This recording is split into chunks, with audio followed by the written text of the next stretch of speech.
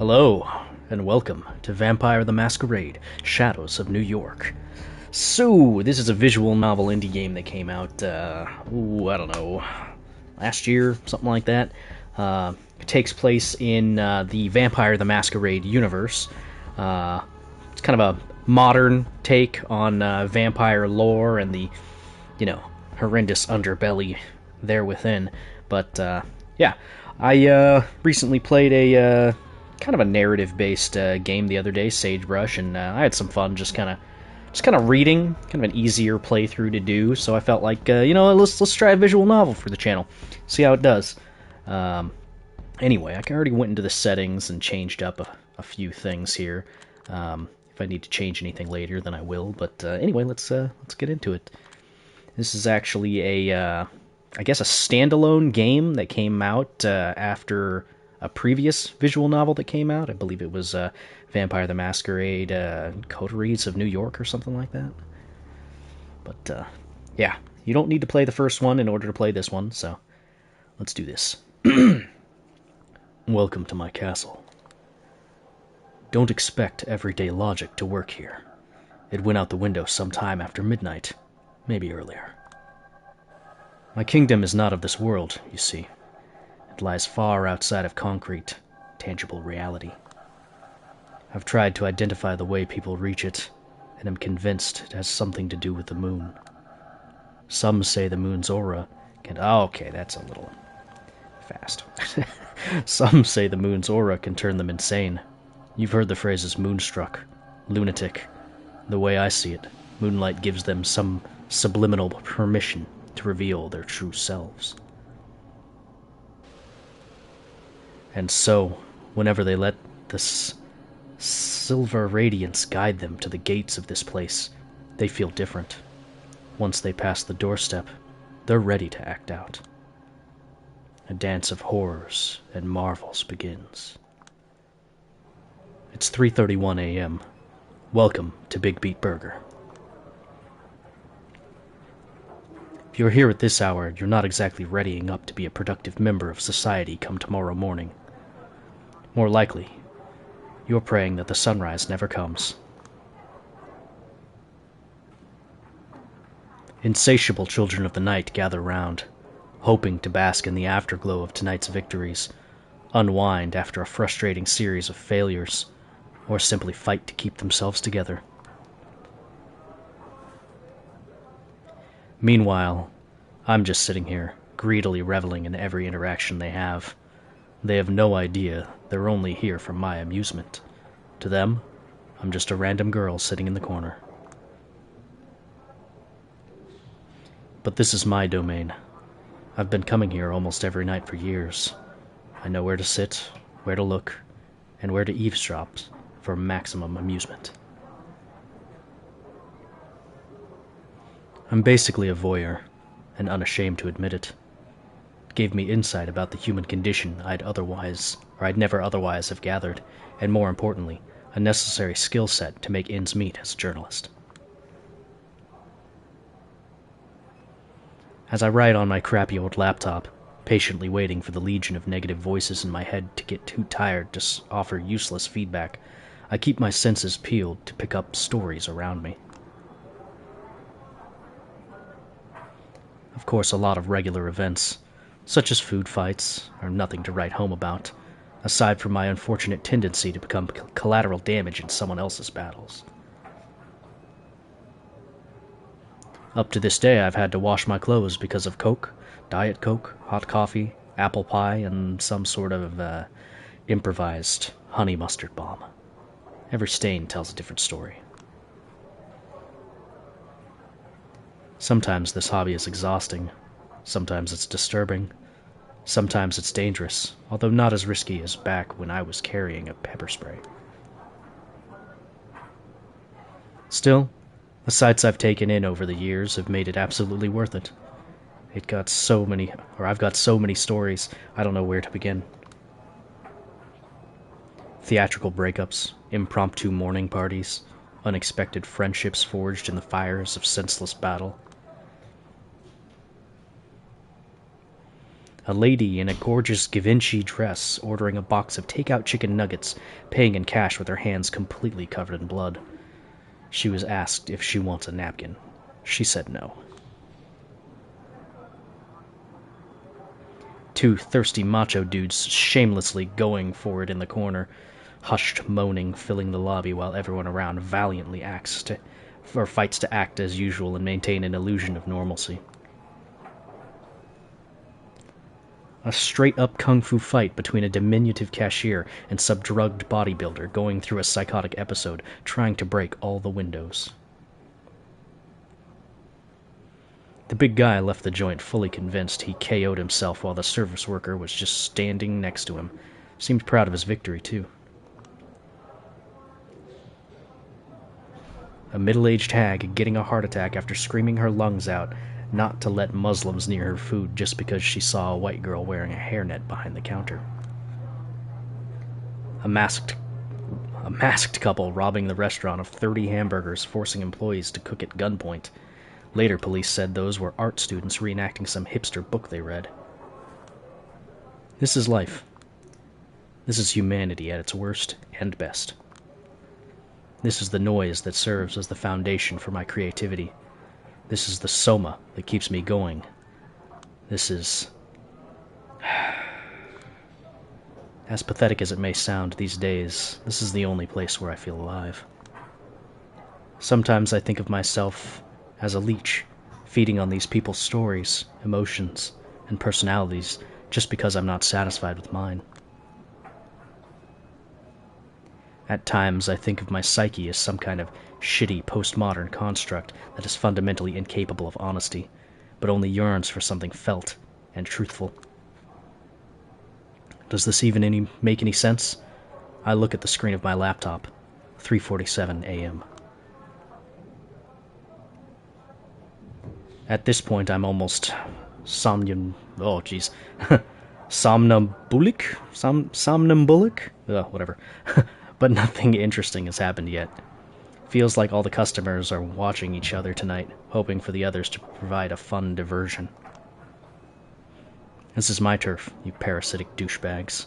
Next time, go find your own. Think it's time to call it a night. The coffee I always order so that they don't kick me out is undrinkable. Ugh. I reread the rough draft I've been working on for the last 6 hours. God damn, this is pure trash. I hold the backspace button until the Google Documents page is nothing but a calm white slate and let out a sound of deep relief. There's no pleasure more intoxicating for a frustrated writer than ragging on someone else even worse than them. And what target is easier than the dumb bitch you used to be 10 minutes ago? I check the time again. I need to go. I have an important meeting tomorrow at 10 a.m., and I have a hunch it's not going to end well. And it's not because I'm an irresponsible dumbass who's going to need a few cups of coffee to simply function on a basic level, despite, 4 hours of sleep. It's because I always have a hunch things are not going to work, or not going the way they're supposed to. Click-clack, click-click-clack. The loud clatter of keyboards assaults me from all sides, makes this splitting headache unbearable. Used to be I dreamed of nothing else but being a part of the New York Lodestar editorial team. It was the first magazine I started reading regularly, the first magazine I ever bought for myself. Now, simply hearing the word Lodestar is enough to ruin my mood. Never mind seeing all these old farts phoning in more reactionary opinion columns and Wikipedia-level analysis of current events. Click-clack, click-click-clack.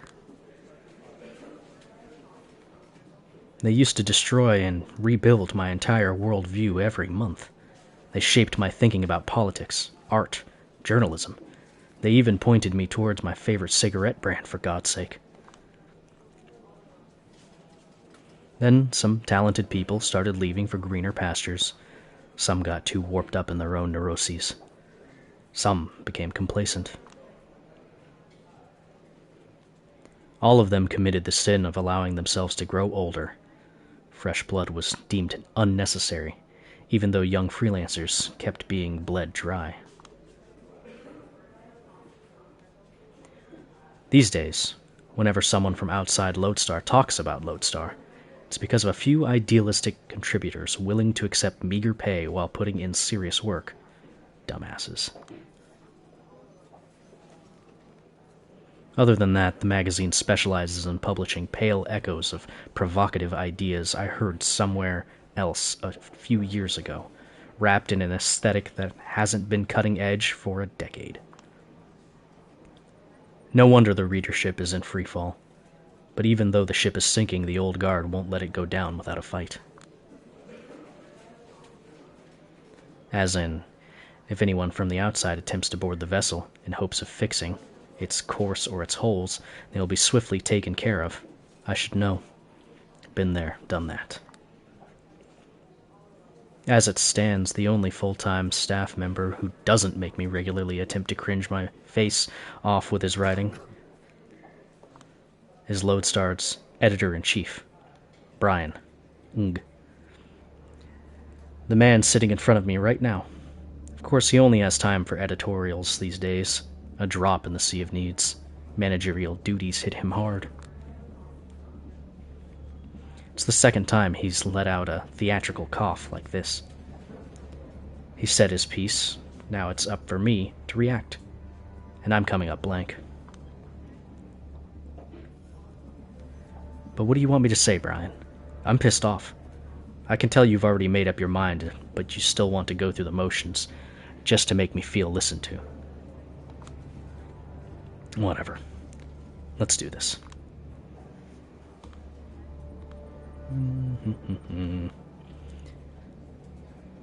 Brian, the guy is guilty of major fraud. Brian, my article isn't even something like lashing out at the rich and hoping they don't hit back. I think Double Spiral's investors would appreciate being told they're being scammed. That's if, and that's a big if, they're not a conscious part of the scam. Oh, come on. And even if they weren't, I doubt they'd be generous enough to protect us from the fallout. You're avoiding the core of the issue. No, I believe I've pinpointed it in a precise way. Even if it were up to me, I'd greenlight the article here and now, and we wouldn't be having this conversation. But you're killing the article, just because some rich shithead told you he doesn't like it. Get real. This is not about some millionaire jerk calling me to make me an offer I can't refuse. What is it about, then? Because it looks awfully like it's about my bosses telling me this outlet can't afford the legal action we have already been threatened with. So, millionaire interference? Oh, for crying out loud.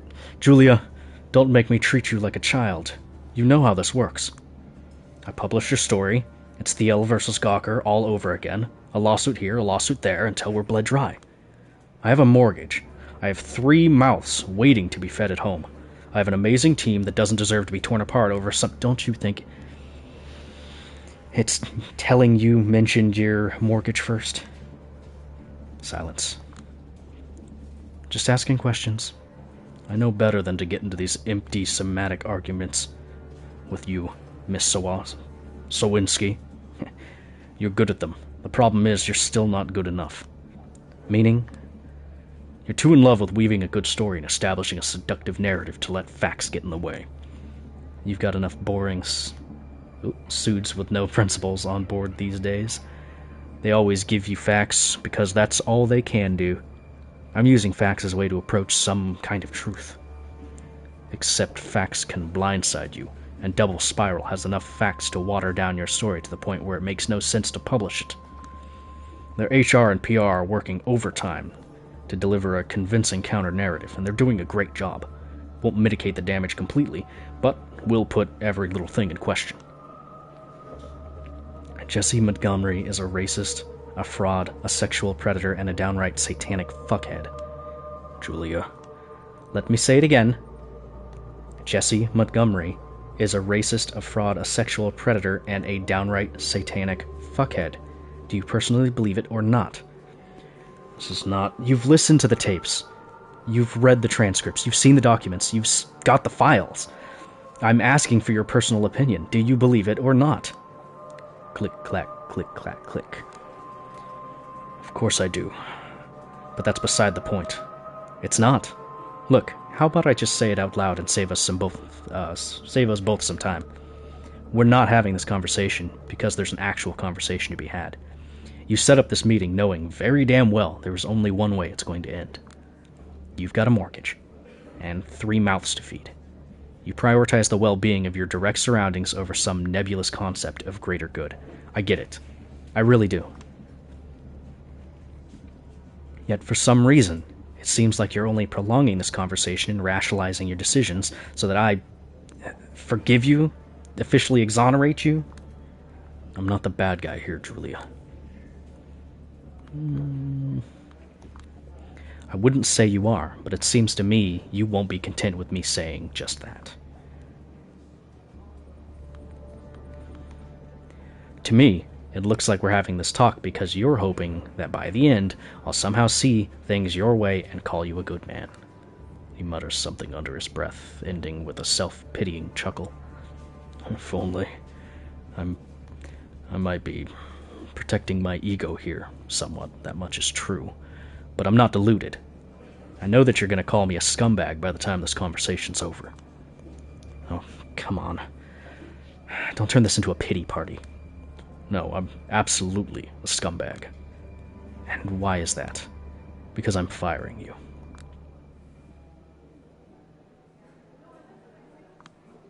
My thoughts are scrambled.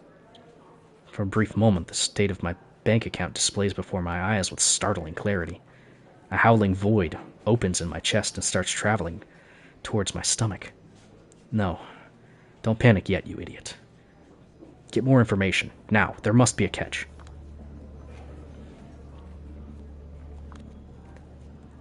Let me get this straight. Ever since we met, I've been working on stories and pieces no one else in your office would touch with a 10-foot pole. Constantly interviewing total nobodies, always busy traveling to the middle of nowhere or regretting my last trip, repeatedly ordered to clean up someone else's mess. Julia, all your long-winded spiels about how the disposable work is the most important work, and suddenly you only remember the disposable part? My feelings about the quality of your work remain the same as ever. It was vital. It kept the magazine going. I will always appreciate it. Then why would you threaten to fire me? I would never threaten you. It's a done deal. They've made their decision perfectly clear. They? What they? Who is this they? He glances left and right, then points upward for a short moment. When he speaks up again, it's in a hushed voice. You know, the big kahunas. Can't really question them, and they want your head on a silver plate. He's not looking me in the eye. You're not joking. I would never joke about stuff like this. It's real. Fucking hell, it's real. Damn it, damn it, damn it, damn it, damn it, damn it, damn it, damn it all to hell. All these years, all this grind, all my plans, and for what fucking asshole? You know I deserve better, and I always deserve better, and it's always ends with me going down the drain back to the sewers. Fuck! No. Take a few deep breaths. Don't lose the plot now. Keep yourself together, you idiot.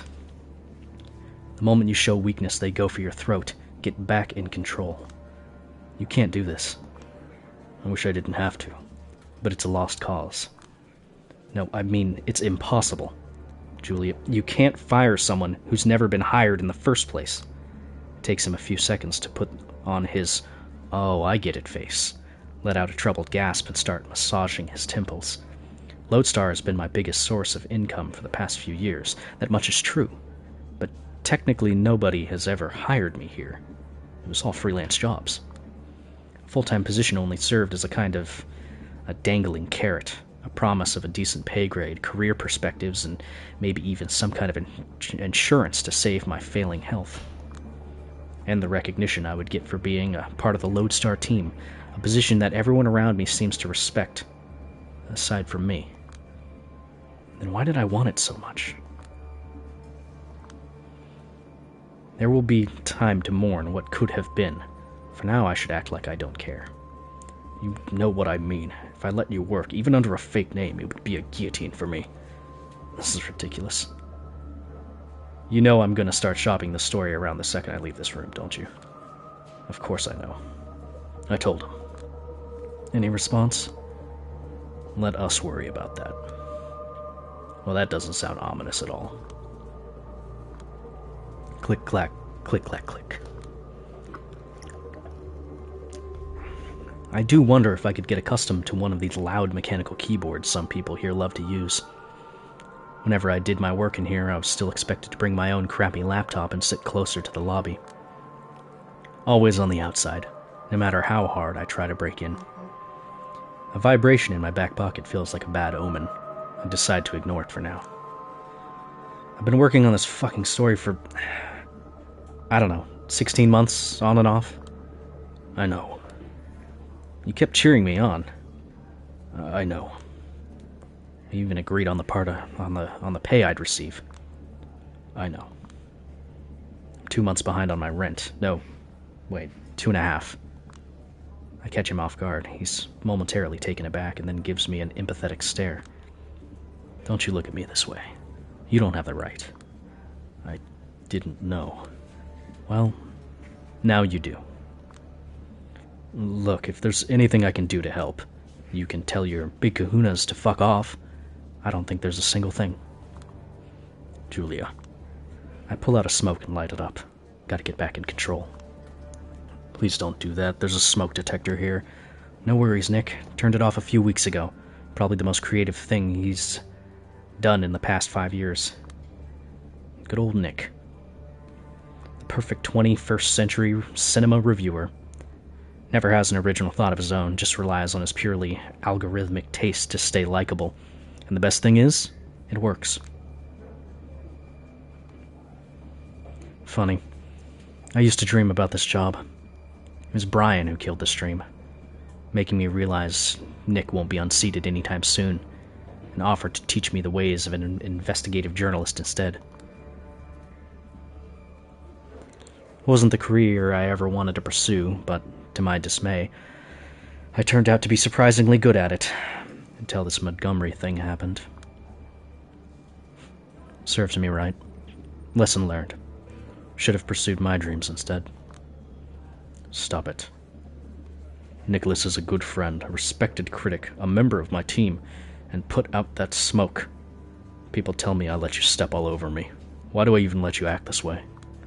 Because you once told me honesty is the most important in a mentor-student relationship, and that it works both ways, and because I thought we were friends.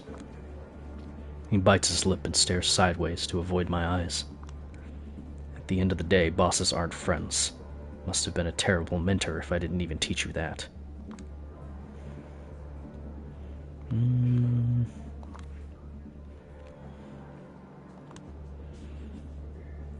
The best I can do for now is just stay silent. I don't feel too stable right now, like I could explode any second. Julia, I might have failed as a guide, but I will do what I can to not leave you stranded, okay? There are options. None of them are a remedy for your troubles, but... Wait a second. Another vibration in my pocket. Another foreboding feeling. This time, I reluctantly take the smartphone out of my pocket. If it has to rain, why not let it pour? A new email. It's a lengthy one. And the sender? Speak of the devil. No. This can't be. Christ. I just got an email from Mila Lopez. She claims she's just been laid off from Double Spiral. Same as Mike Antonoff and Jared Rivera. What? What happened? I'll spare you all your insults, okay? The key thing is, it seems their HR knows all the confidential information about my journalistic investigation and used it to shut everyone's mouth. Hell, apparently Montgomery walked up to Lopez as she was emptying her desk and told her to thank me for being a, quote, dumb and careless cunt. Brian goes pale. I think he has a very good reason to. You fucking scumbag. You outed my sources? What? What, of course not. What are you even saying? Oh, don't you dare play coy. It must have either been you or me. No one else and you. Knowing the way I work. My investigation was basically untraceable, both on and offline. Carefully picked meeting spots, encryption upon encryption. Every direct quote rewritten 5 times, just in case. All sorts of red herrings scattered around. I know my shit, you know I do.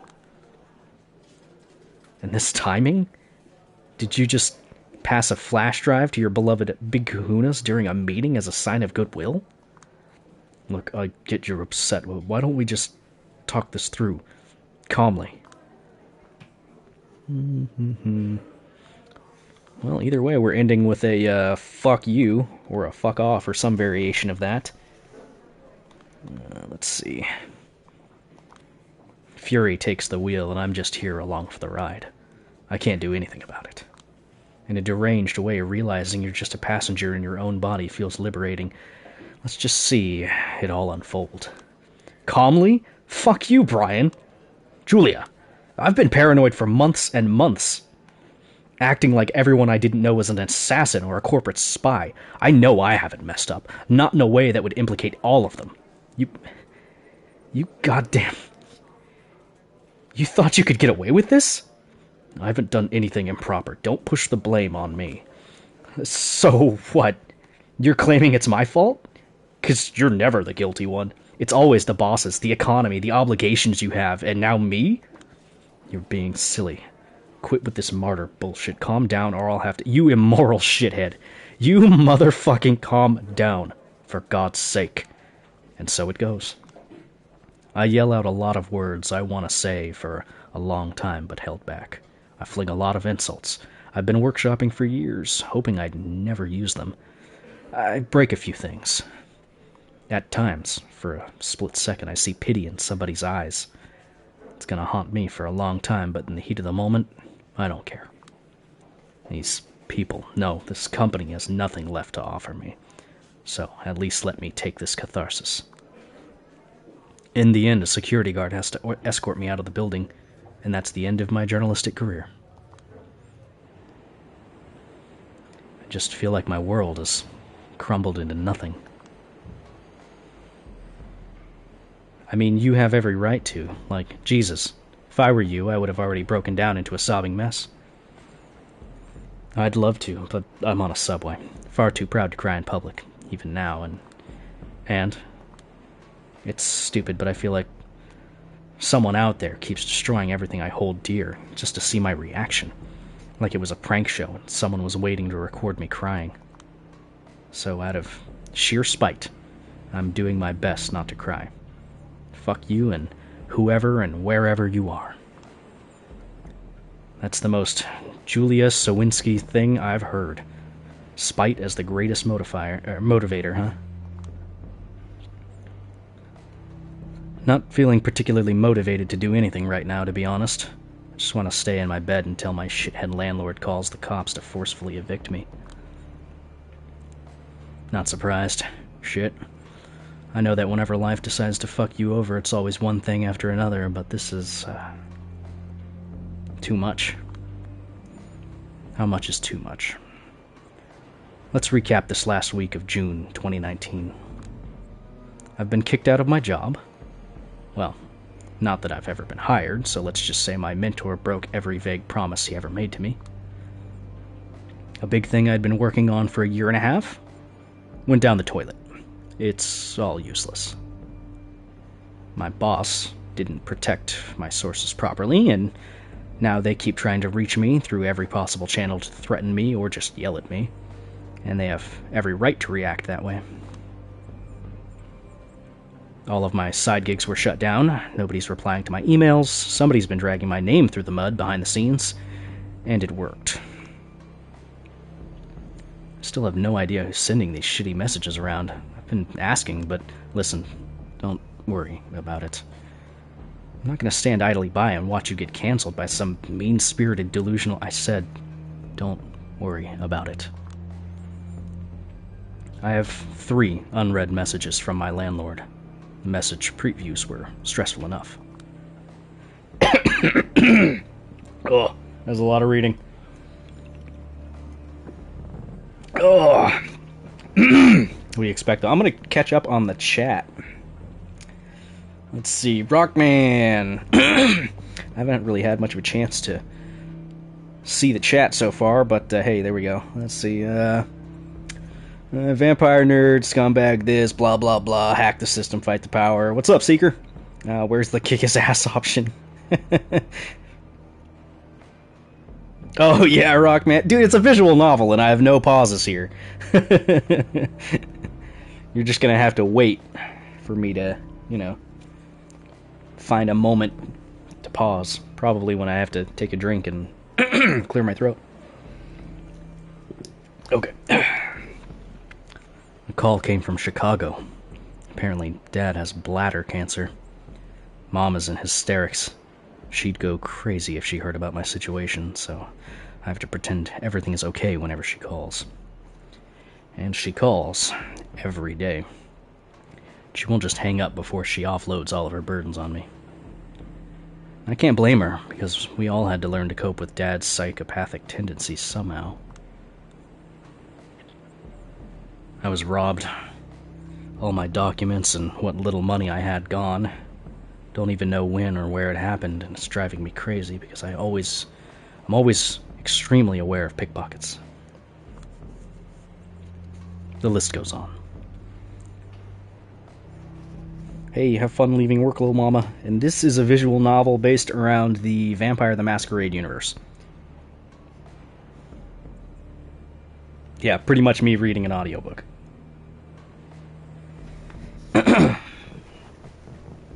The list goes on. I don't want to sound paranoid, but it really feels like a concentrated attack. Paranoid is good. Anyway, I know you always hand-wave this topic away, but just remember that if anything happens, my place is your place. You don't have to get through it alone. I do. I've been a trouble magnet, and as self-centered as I may be, but I don't want it to affect you. I know. Listen, I have another call. Alright. Just call me if anything happens, no matter how dumb it seems, okay? And swing by whenever you can. I will. Thank you. See you. I put my phone away, exhale, and blankly stare in front of me. Christ. I glance at my reflection in the window. Just look at this idiot. Whenever the situation requires me to dress formally, I still feel a bit like a child cosplaying as an adult.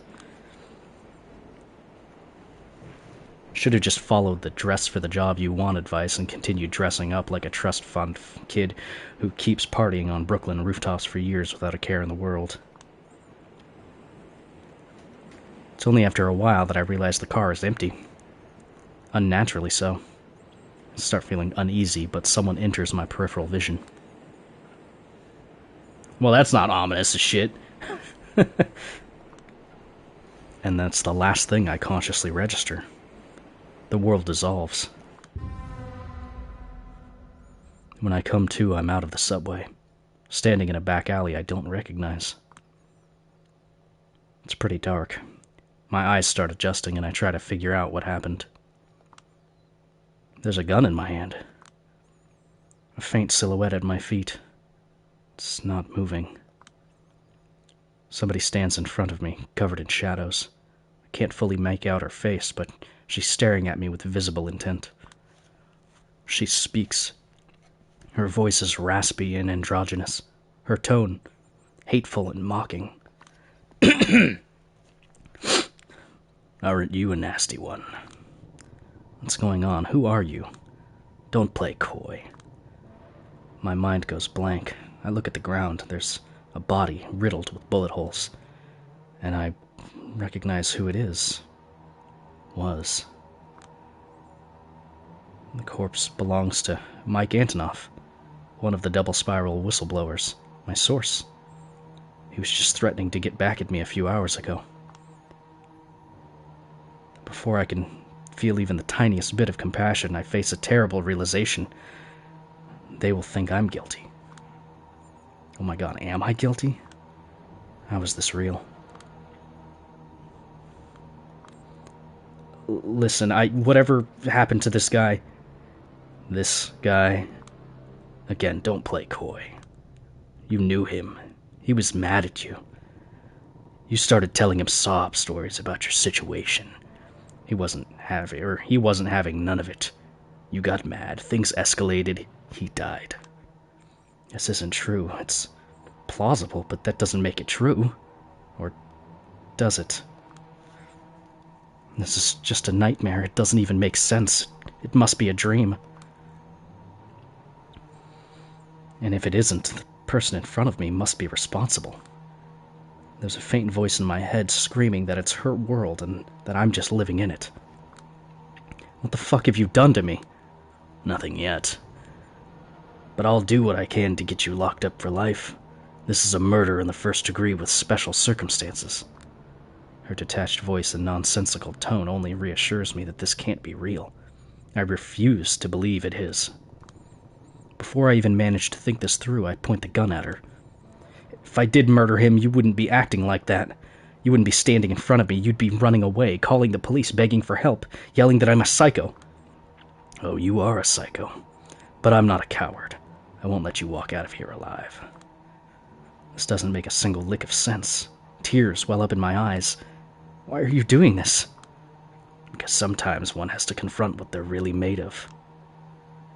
There's no two ways about it. She's gotta be nuts. Slowly but surely, she starts walking towards me. Stop right there or I'll shoot.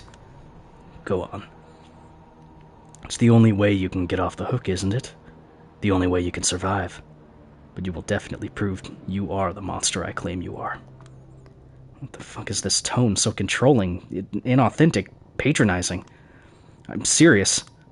For your own sake, you'd better be. She keeps getting closer. Maybe I did kill Antonov. Maybe I don't deserve to live. Maybe it's less tiring not to live. Maybe I should just let her take care of me. Maybe I'll just wake up. Or maybe this insane reality needs to be rejected as violently as possible. Maybe a world that wants to destroy me deserves to be destroyed. She's right in front of me. It's now or never.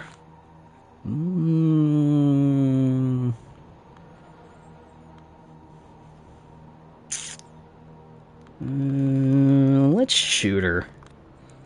I close my eyes and squeeze the trigger. A loud bang echoes through the alley.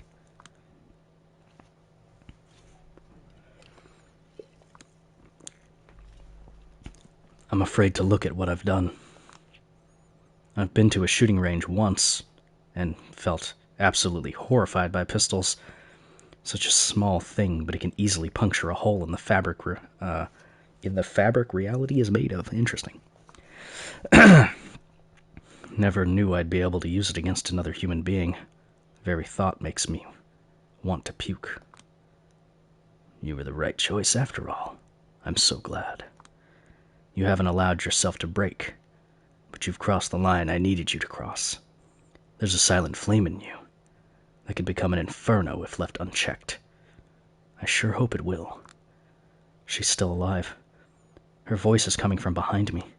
She puts her hands around my waist and my shirt gets violently torn off. I don't understand, but I'm too dazed to protest.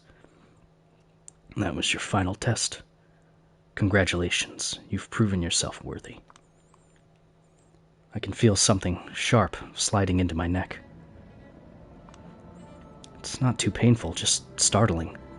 Think, a doctor pushing a needle into your vein without a proper warning. Then it hits me. Pure bliss. The dopamine receptors I've considered completely fried until now recover and start bombarding me with pleasure I've never known before. I finally let the tears go. They come flooding. They've been waiting for years. It's such a relief. Is it raining? I feel like I'm in the middle of a deluge at least, washing away all my fears, all of my sorrows, all my anger, all my pain, all of my ego. I become one with the world and the woman behind me. She's holding me tight, making me feel like the only important thing in this world. Everything else blurs. I feel something intense towards her, something I've never felt before. Is this love? I hope it is. This is not you, hisses a familiar, cynical voice in the back of my head. And apologies if you hear noise in the background, my roommates are always loud whenever I try to stream. But it's okay. I never felt particularly fond of me anyway. New York, you're perfect. Oh, please don't change a thing. He laughs in the shadows, always has the last laugh. Or he who laughs in the shadows always has the last laugh. Hallelujah. Praise be. When everything is cliched, nothing is. Isn't that the ever-distant utopia I've been chasing all along? People on the other trains, I hope you're doing fine. God, shut up. Just enjoy it. You finally understand. She's making love to me. She's giving birth to me. She's burying me. I'm pretty sure I've been dead for a while. I'm pretty sure I could stare at my own corpse in her hands from a distance. For a moment. Somehow. And then, I'm alive again. She lifts her mouth from my neck. No, wait. I taste blood in my mouth. Was I drinking her blood too? I realize that whatever this was, it's over, and I have to bask in the afterglow while I still can. I also immediately understand that I'm going to chase this fleeting feeling for the rest of my existence. Finally, she lets out a whisper which concludes the ceremony. No matter what happens next, don't forget, you're a monster. But you were lucky enough to be born into a world of monsters, so you don't ever mourn that fact. Embrace it.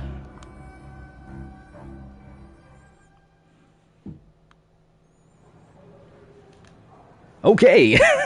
That is going to do it for the first episode of Vampire the Masquerade Shadows of New York. That was quite an opening. I feel like the hardest part about doing a series on this is figuring out when and where I'm going to be making the cuts in the episodes, but hey, hopefully they're as easy as that one was. But hey, I will catch you guys in the next one. If you liked it, feel free to hit that like button, leave a comment down below, so on and so forth. If you're watching on the stream, stick around. I'm going to do probably at least a couple more episodes. Bye-bye.